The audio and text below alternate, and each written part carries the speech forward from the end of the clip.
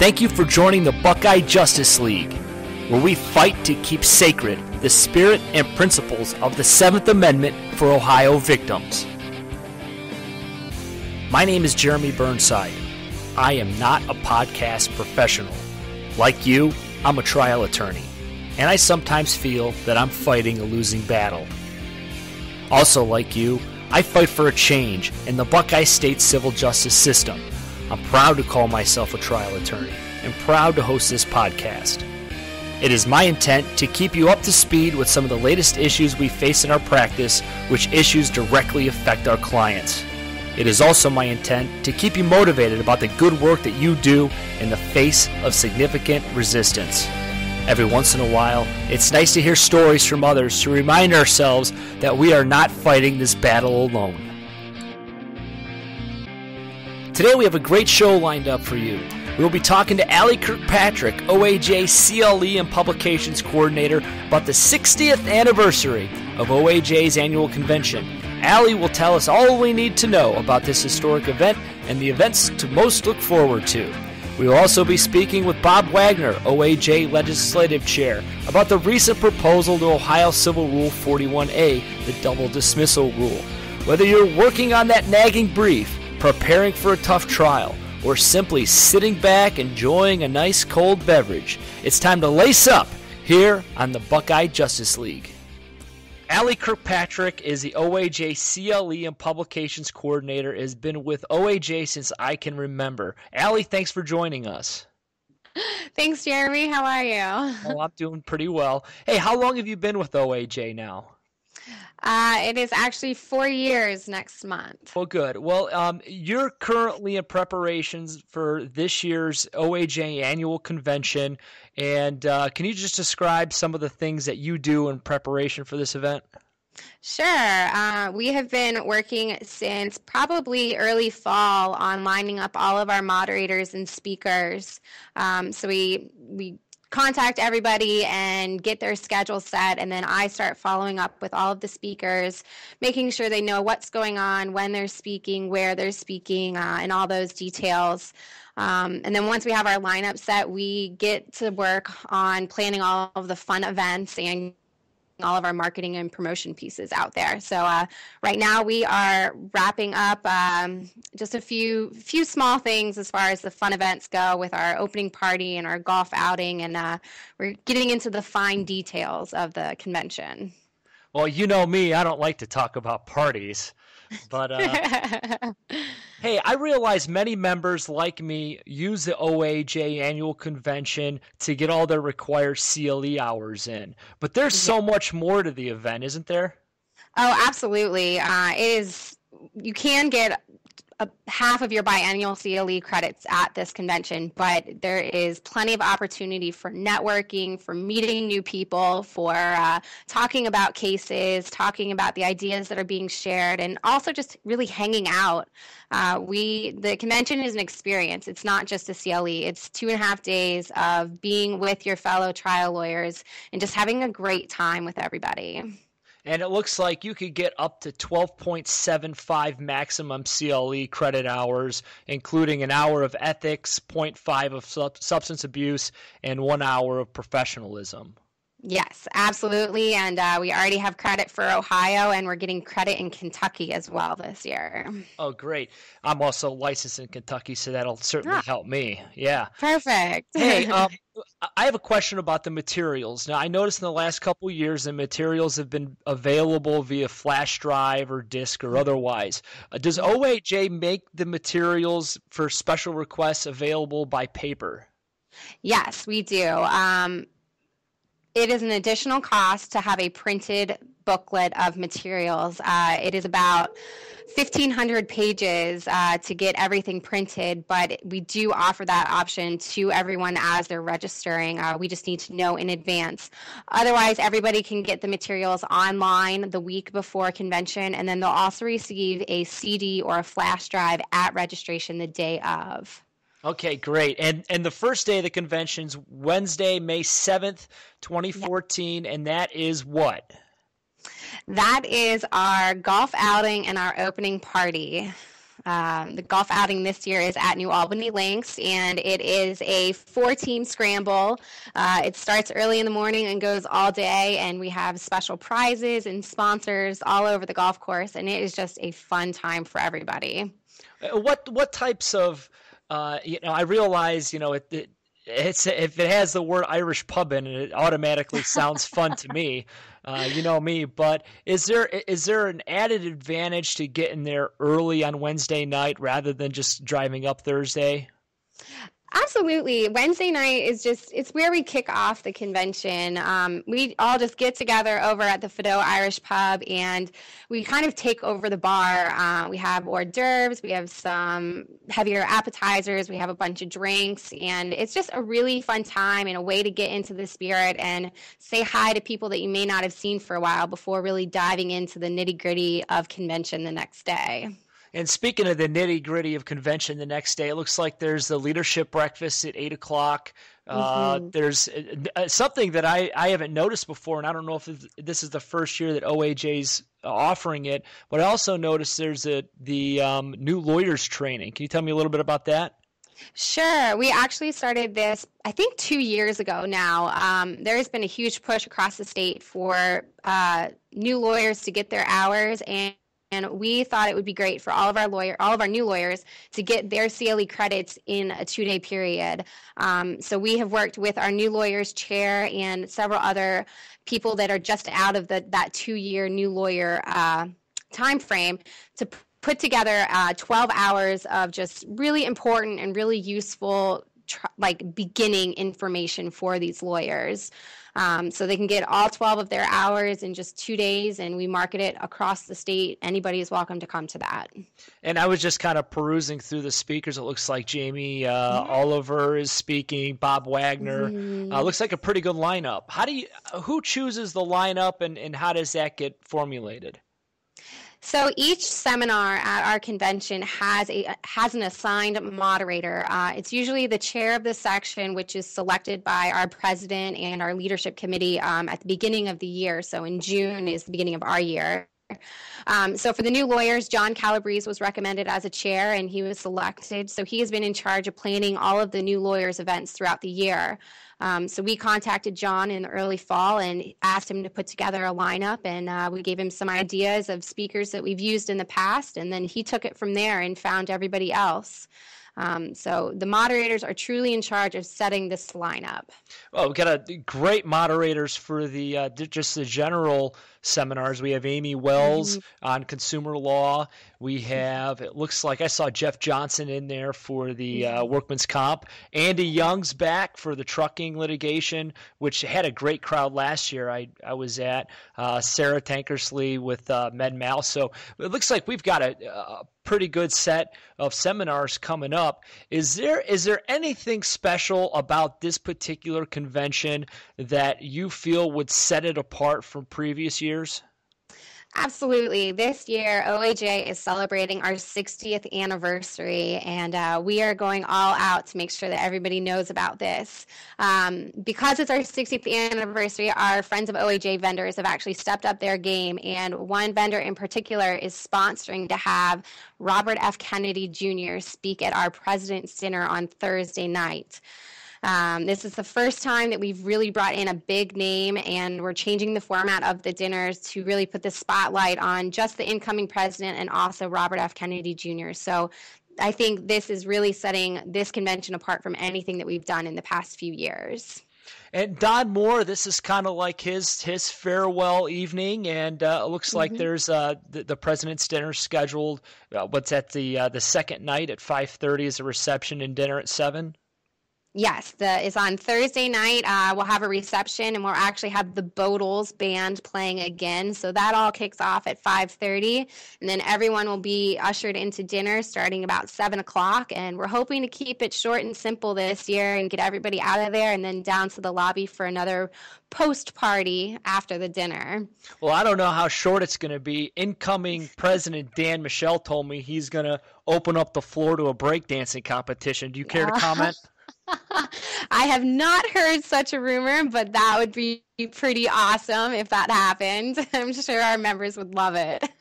What do we need to do to ensure that we get all of our hours registered with the Ohio Supreme Court? So on the first day, when you check in at registration, you will receive a piece of paper that is your CLE credit sheet. This helps us track what seminars you attended and how long you were in each seminar. Then when you're ready to leave, whether it be Thursday or Friday, you just need to make sure that that form is completed and dropped off at the registration desk. We will have our workers there to collect the forms and to talk to everybody. But once this form is dropped off, then the OAJ staff takes care of the rest, making it nice and simple for the attorneys. Well, what about this? What about for those of us who are also registered in the bluegrass state of Kentucky? What do we do? Sure. So on that exact same form at the very bottom, it says, need a certificate for out-of-state credit, check here. And once you put that check mark down, you can expect to receive an email from me about a week later with your certificate of attendance. Kentucky has a very specific form you have to fill out, so I'll be sending that to everybody along with their certificate, and then you just fill that out and send it back into the good old bluegrass state. Oh, great. Well, Allie, I really appreciate you coming on the show today. In closing, is there a way that people can get a hold of you if they have any questions? Absolutely. They can jump online to see the entire schedule. Our website is www.oajustice.org, or they can call the office at 614-341-6800, and we are more than happy to answer any questions or register people over the phone. It's a nice, simple process. Allie Kirkpatrick, OAJ CLE and Publications Coordinator. And Allie, thanks again, and we'll see you at convention. All right, thanks, Jeremy. Have a great one. On our show today, we are lucky to have attorney Bob Wagoner, a Columbus-based personal injury attorney who is going to discuss with us significant changes proposed relating to Civil Rule 41A, or the double dismissal rule. Bob currently serves as chair of OAJ's Legislative Committee. Like me, Bob is from Cleveland and moved south. Also, like me, he is a Browns fan and truly appreciates what it's like to be an underdog. Unlike the Browns, Bob is a winner, and we are happy to have him on the show and championing this important issue. It's my understanding right now that there is a proposal regarding the effect of the Civil Rule 41A dismissal of actions. And just a quick reading of the rule, it basically states that a plaintiff by stipulation may dismiss all claims asserted by the plaintiff against a defendant by doing either one of the following: filing a notice of dismissal at any time before the commencement of trial, unless a counterclaim which cannot remain pending or for independent adjudication by the court has been served by that defendant. Now, so Bob, what would the proposed amendment do to this language? Jeremy, the proposed amendment to Civil Rule 41A would change it in two principal ways. First, it would initially, the proposed change would prohibit any use of voluntary dismissals without prejudice within 10 days of trial.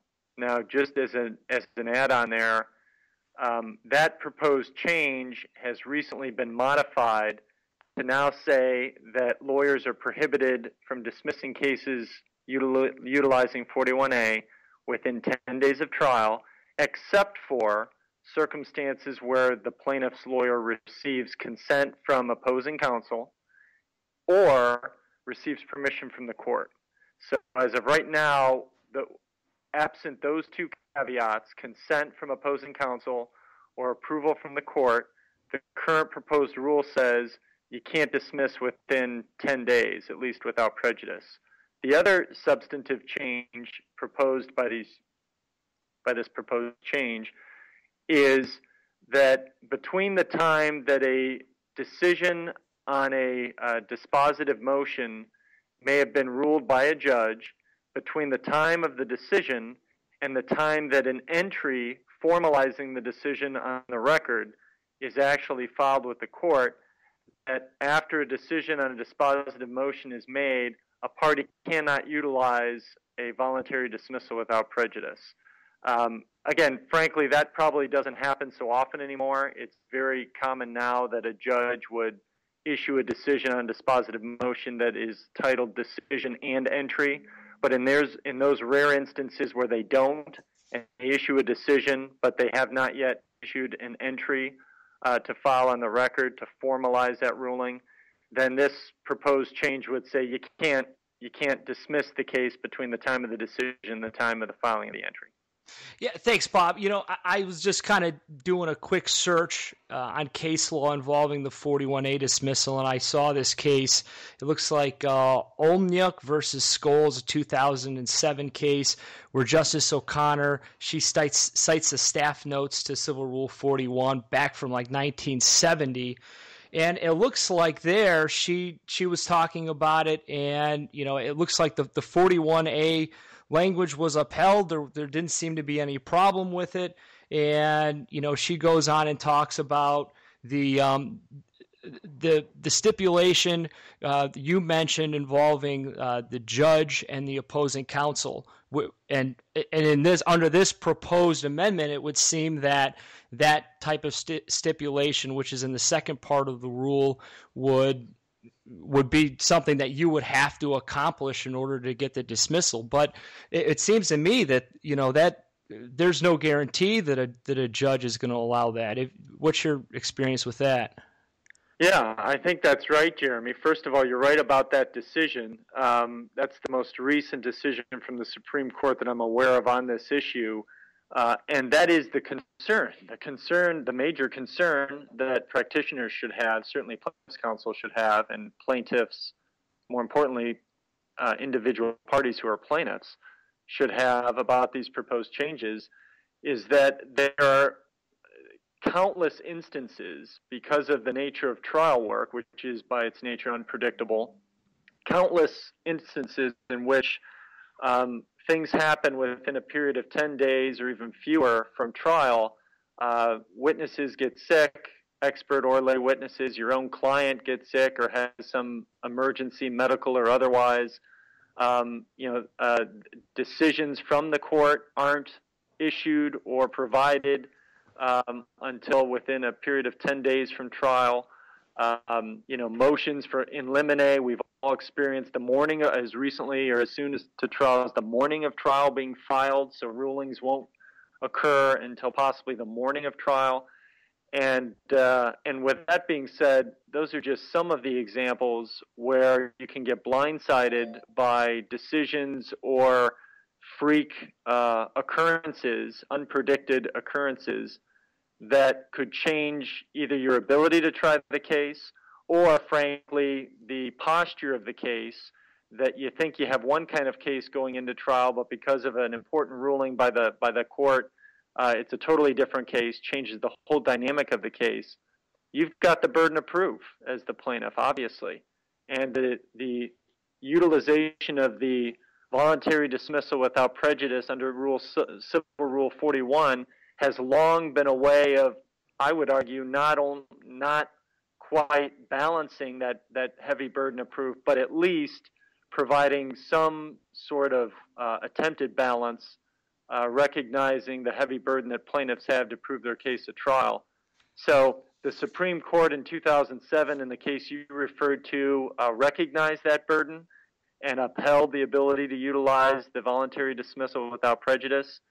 I will add that this recent proposed rule change, which really was brought about from a request from a city attorney with the Columbus City Attorney's Office in spring of 2013, that was the genesis of the most recent proposed rule change that exists and is in front of the Supreme Court today. The Supreme Court has considered similar rule changes in years past on countless occasions, including the most recent of which was in 2008. And in each of these prior instances, the Rules Committee for the Supreme Court decided not to recommend to the Commission of the Supreme Court that any change be made, for reasons that I talked about, that there needs to be some recognition of the heavy burden that plaintiffs and their counsel have in the burden of proof, and that the argument, the counter argument, and the justification, the supposed justification for these changes to the rule, which would be that got some people filing dismissals right before trial, if not the morning of trial, and circumstances where you've got people filing voluntary dismissals of their case after a judge issues a ruling on a motion or a dispositive motion, or even after a motion for summary judgment is filed. Those may be concerns in some cases, particularly if it's abused. And that's not, no one should be condoning the abuse of this rule. But there's absolutely no empirical data. There's no evidence whatsoever that's been presented that I'm aware of to the Supreme Court to back up an argument that somehow these concerns justify such a significant change as is being proposed. And Bob, I'm going to throw something in there too, and this is the thing that I found really concerning about this particular proposed rule change. I'm going to tell you that in my 10 years of practice, I have probably settled 20 to 25 cases within a week of trial. Okay, and I'm sure that that's true for a lot of plaintiffs across the board. And if this proposed rule change were to go into effect, those types of settlements that occur shortly before the trial begins, a lot of those would probably be eliminated, because then as plaintiff's attorneys, we would have the duty to go to our client and say, hey, listen, there's a possibility that something could go down shortly before your trial. Either an expert could get sick, you could get sick, something of that nature, and that would postpone, obviously this new proposed rule change, if it was enacted, you would have a risk that you wouldn't be able to dismiss your case, and you would actually have to try your case without the expert or without this or without that. And, so a lot of clients in that particular position, they might get cold feet and say, well, if we can't dismiss it and that's it, and I don't file this now, I'm going to lose it. I think, Bob, in my opinion, I think that a lot of potential settlements would go away, and then judges are going to be required to try more cases. And then ultimately, I think would happen would be that there would be way more issues on appeal directly involving this, such as, like you were saying, emergency and such and such. So in a nutshell, my opinion is, and I want to get your take on it, is, number one, I think that this is definitely detrimental to getting cases resolved, especially when it's the defense attorney who suggests that we use the 41A. I mean, how many times does that happen? And then not all the time the judge is going to agree with it. But anyway, number one, I think it's detrimental to potential settlements. I think number two, I think that when advising the client, I think you've got some duties there that you'd have to do. But number three, the workload on the appellate courts and potentially the Supreme Court on ruling on issues such as emergency and other Seventh Amendment type issues, I think that this would be a big mistake. And you're going to hear it right here from the horse's mouth. At the Buckeye Justice League, I'm predicting that this is going to be withdrawn. But Bob, I wanted to get your take on my top three thoughts about this. Yeah, well, I would agree with those concerns, Jeremy. I think you make some good points, and all these proposed rule changes would do, in effect, unfortunately, is raise sort of the confusion and the alarmist nature of practitioners that may already justifiably exist. Think about, and you make a good point about the conversations that as practitioners, particularly plaintiffs' lawyers, we would have to have with our clients before that 10-day period prior to trial comes up.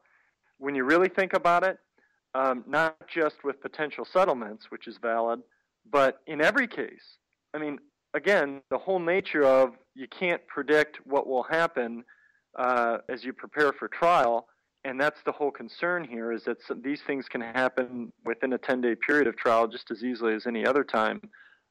And if these rule changes pass, it's very possible that when something unpredicted happens within that 10-day period of trial, now you're really out of luck. So having conversations with clients in virtually every case, I mean, how could you justify making an exception to any of them?